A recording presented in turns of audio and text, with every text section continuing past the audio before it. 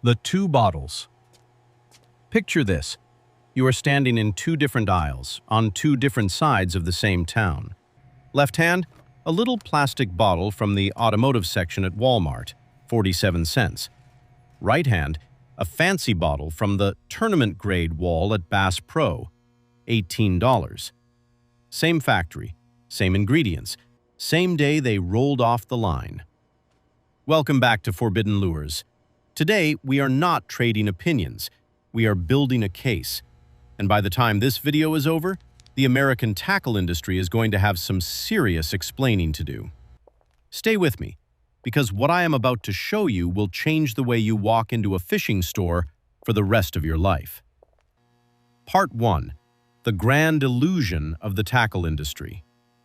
Exhibit A. The Myth of Tournament Grade. For 30 years, this industry has been running the same trick on us. Slap a pro angler's face on a bottle, drop it into hero shots on TV, build a psychological wire in your brain that connects the word premium with the word winning. And it works. You walk down that aisle, you see the matte black finish, the bass silhouette, the little gold pro badge, and you reach for your wallet before your brain even catches up. Here is the part they do not want you to think about. Independent pricing investigations have pulled back the label on products retailing at specialty outlets for $18. And guess what they found? The exact same chemical mix selling at Walmart, 3 aisles away from the fishing section, for 47 cents. That is a 3,700% markup. Say that number out loud. 3,700%. For nothing but a different sticker. The industry even has a polite, legal name for this move. They call it channel arbitrage pricing. Think of it like a pain reliever at the pharmacy. Same acetaminophen molecule. Generic bottle, $3. Brand name bottle, $20. That is exactly what is happening on the fishing shelf. Except this industry is counting on one thing: that you will never, ever walk into the auto section to find out. But how can that even be possible? How can two bottles at two completely different prices be the same thing on the inside? To answer that, we have to go underwater. We have to go into the nose of a bass. Part 2. The Science of the Strike and the Molecular Secret. When a bait fish takes a hit from a predator, it does not just bleed. It screams. Not with sound, with chemistry. Imagine a silent distress flare dumped into the water, an invisible cloud of molecules that every predator within casting distance can read like a neon sign. Bass, trout, walleye, their noses did not evolve to smell the way yours does. They evolved to track these exact flares through muddy water at night from 10 feet away. That is the edge the industry has been selling you for years. And that flare has a name. Trimethylamine N-oxide, TMAO. Do not worry about the chemistry. Here is what actually matters. TMAO sits quietly inside the cells of every baitfish, every crawdad, every shrimp in the water. The moment that prey gets hurt or starts to decay, TMAO leaks out and starts breaking down into that unmistakable fishy smell. The same smell that tells a bass instinctively, wired in from the day it hatched, there is wounded food in the water, and it is not fighting back. That is the trigger. That is the one signal predators cannot ignore. Even a full, lazy bass parked on the bottom in 55-degree water will swing its head and move for that scent. Not because it is hungry, because its brain is hardwired to react. But there is a problem. A chemical signal that washes off the moment your lure hits the water is useless. So the industry pairs TMAO with a second ingredient. Think of it as invisible glue, a thick, clear syrup that grabs onto the plastic of your worm and refuses to let go. It locks the scent to the bait, and as a bonus, It gives your lure that wet, living sheen, that slimy, glossy look of a real, breathing fish. Chemists call that glue glycerin. Everybody else has a better question. Where can you buy it cheap? Because the tackle industry already knows the answer. They have known for years. And when you hear where they have been getting it from this whole time, you are going to laugh out loud. Part 3. The 47-cent automotive hack. Walk past the rods, past the lures, past the glass case with the fancy reels and the Pro Club member pricing tags. Keep walking, all the way to the automotive aisle. You heard me right, the automotive aisle. Because glycerin is not a fishing chemical. It is the primary ingredient in cheap tire shine. That glossy, rubbery spray that makes your tires look wet after you hose down your truck? That is the exact compound the $18 bass attractants are built on. And it is not a similar compound. It is not a close relative. It is the same substance molecule for molecule. Do not take my word for it. An independent lab in Indianapolis ran both products through a gas chromatography mass spectrometry machine. In plain English, they took a molecular fingerprint of each bottle, right down to the last atom. Then, they laid the two readouts side by side on the table. The peaks matched, every single one. Both bottles were roughly 90 to 95% glycerin by weight.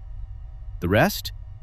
Water, a pinch of sodium chloride, and a trace amount of that same TMAO trigger we just talked about.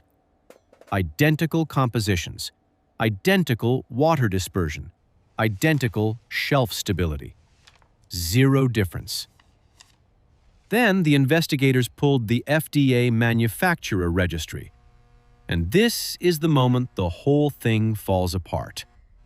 Both products, the 47-cent bottle and the $18 bottle, trace back to the same contract facility in southeastern Missouri.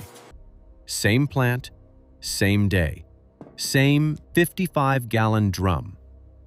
The only thing you are paying an extra $17.53 for is a different bottle, a different label, and a little picture of a largemouth bass. But hold on. Where does that TMAO inside the drum even come from in the first place? Because this is the part of the story where it stops being a simple markup and starts being something a lot dirtier. Part 4. The ultimate byproduct conspiracy. Quick question. Have you ever walked past the vitamin aisle at Walmart and seen a bottle of krill oil bragging about no fishy aftertaste? Of course you have. Every supplement brand on that shelf puts it right on the front of the box. Equate extra strength krill oil. Same thing. It is a selling point. Nobody wants to burp up the ocean after swallowing their morning pill. Here is the question nobody asks. How do they make krill oil not taste like krill? Because krill is one of the fishiest things in the entire ocean. The answer is a patented filtration process that strips out specific salts from the oil. Those salts get filtered out, bagged up, and shipped off as waste. And those salts, that waste, what do you think they are? TMAO. The exact molecule, the one that makes fish bite. Stop and let that sit for a second. The supplement industry is paying to remove TMAO from their product. The tackle industry needs TMAO for theirs, and somewhere in the middle, a chemical company bought the problem and solved it by dumping that waste into drums of industrial glycerin and selling it off to whoever writes the check. One drum goes to the auto parts company. It becomes a $5 tire shine. Another drum goes to the mass market shelf at Walmart. It becomes a 47-cent lubricant. And the third drum, the exact same drum from the exact same batch, goes to a specialty fishing brand where they pour it into a sleek black bottle, print Predator Trigger on the front, and charge you $18 for the privilege. The premium fish attractant you have been loyally buying for 10 years is literally the garbage from the krill oil factory. They did not invent anything. They did not innovate a thing. They bought a byproduct, bottled it, and marked it up by 3,700%. Now, I already know what the veteran anglers watching this are thinking. Sounds great on paper, but does the cheap stuff actually catch fish in the real world? Fair question. Let us roll the tape on Lake Erie. Part 5. Real-world domination on the water. Late October, western basin of Lake Erie. Water temperature has plunged below 55 degrees Fahrenheit. Cold wind cutting across the surface. Gray sky, dead water. The kind of day where you put in 8 hours of casting and come home with nothing but a sore shoulder and a bruised ego. 2 days straight. Standard, untreated lures. 0 bites. Not a tap. Not a follow. Nothing. Day 3. The researchers switched tactics. They took a concentrated bloodworm formula, the exact TMAO plus glycerin signature we just walked through, and applied it to a mix of soft plastic worms and crankbaits. 7 fish, 47 minutes, 5 rainbow trout, 2 largemouth bass. In water so cold it had basically shut the entire lake down for the 2 days before. And here is the part that will keep you up at night. Every single strike happened within 3 feet of the initial application point.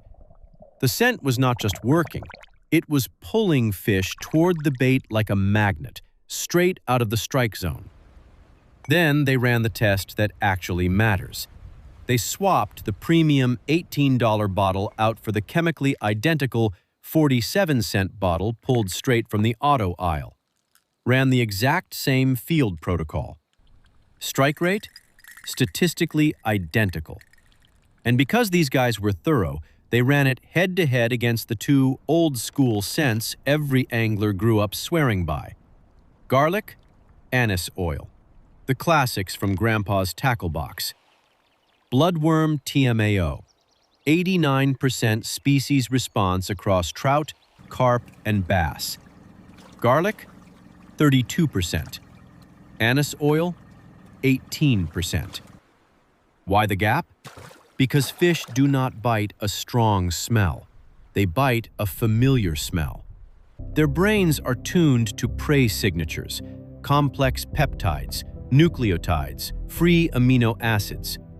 Garlic might cover up the scent of human hands on your lure, but it does not fool a bass into thinking dinner just died right in front of it.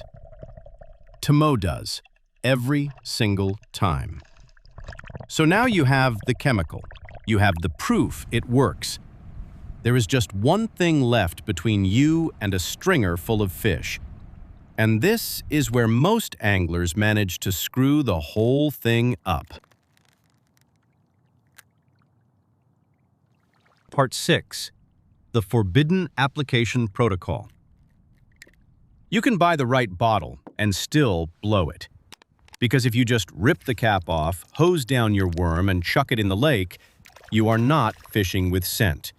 You are pouring oil on the water. Here is how to actually do this right. 5 steps. None of them are printed on the label, and that is on purpose. Step 1. Wash your hands.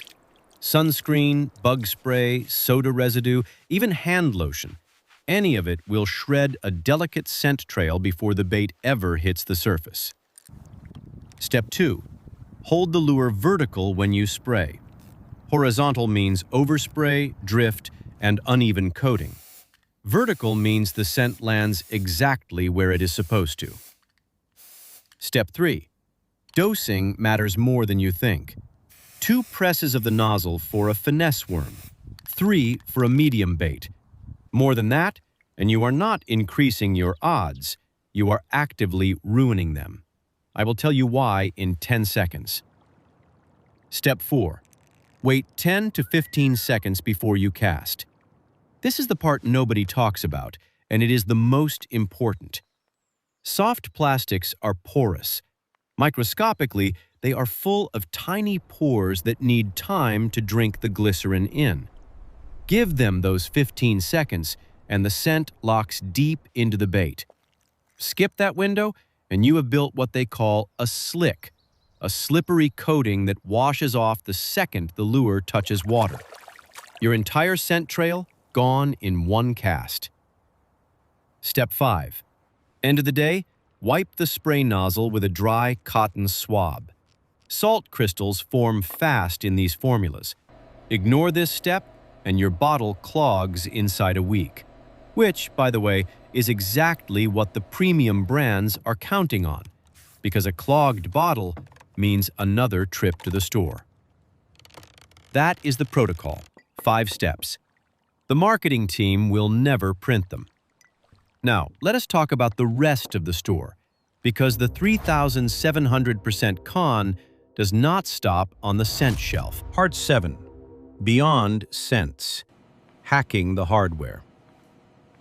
Walk the aisles with me. You are not just in a fishing store. You are in what the industry literally calls an immersive lifestyle experience. Waterfall in the lobby. Taxidermied bass mounted on fake rock walls. Camo benches. Country music over the speakers. All of it engineered to put you in a mood where paying triple for a piece of bent metal suddenly feels like a reward instead of a robbery. Exhibit B. Stainless steel power clips. Specialty retailer price, a 30-piece pack for $29.99.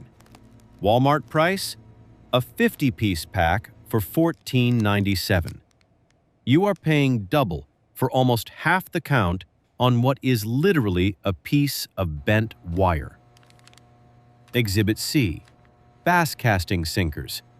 An 18-piece steel assortment runs about $12.50 at the specialty store.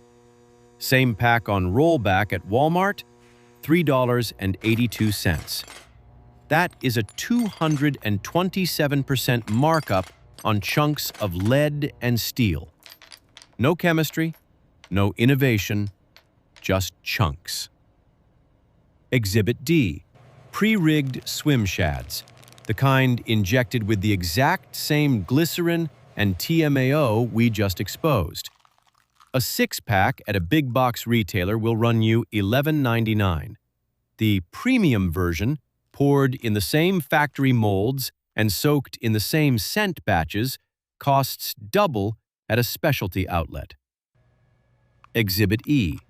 Cast nets. The mass-market versions use the same durable nylon line, the same fast-sinking zinc-weighted sinkers, the same precision construction that the Pro wall is selling for a small fortune. The difference is the tag. That is it. The 3,700% con is not one shelf. It is the whole store. Which brings us to the only question that actually matters. How much is all of this costing you every single season out of your own pocket?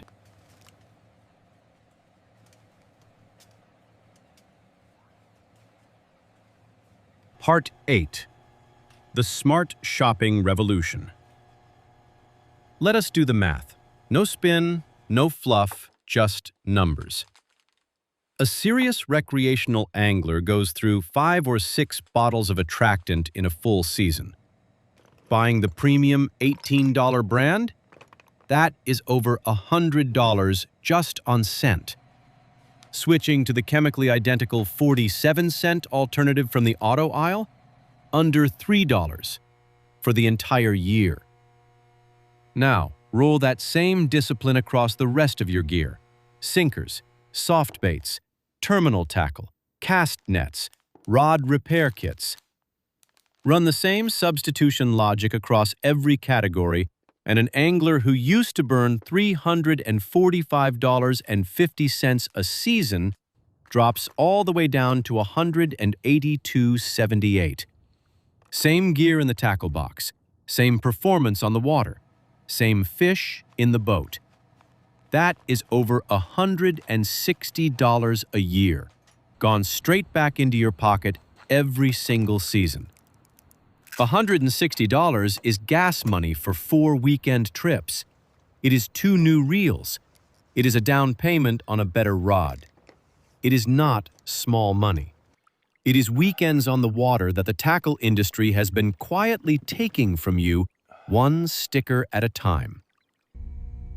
Conclusion: what they never wanted you to know. This whole con depends on one single thing: you not knowing. They need you to believe that the tackle aisle is chemically different from the automotive aisle, that fish somehow know the difference between an $18 bottle and a 47-cent bottle, that somewhere in some clean room lab, a scientist is handcrafting a premium version of the same molecule just for anglers. Now you know the truth. You know about TMAO. You know about glycerin. You know about the Missouri contract factory running both bottles off the same line on the same day from the same drum. You know about the krill oil byproduct that the industry turns around and sells you back as a miracle trigger. And you know the 5-step protocol that makes it all actually work on the water. Next time you walk into a big box outdoor store, skip the end cap.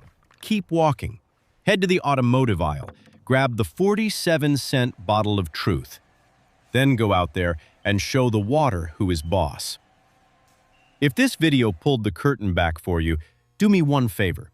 Hit subscribe to Forbidden Lures so the next investigation lands in your feed the moment it drops. Share this with the fishing buddy who is still emptying his paycheck into the premium aisle every spring. And drop a comment below. What is the craziest markup you have ever caught the tackle industry running? I read every single one. The best ones shape the next video. Until then, tight lines, stay sharp, and I will see you on the water.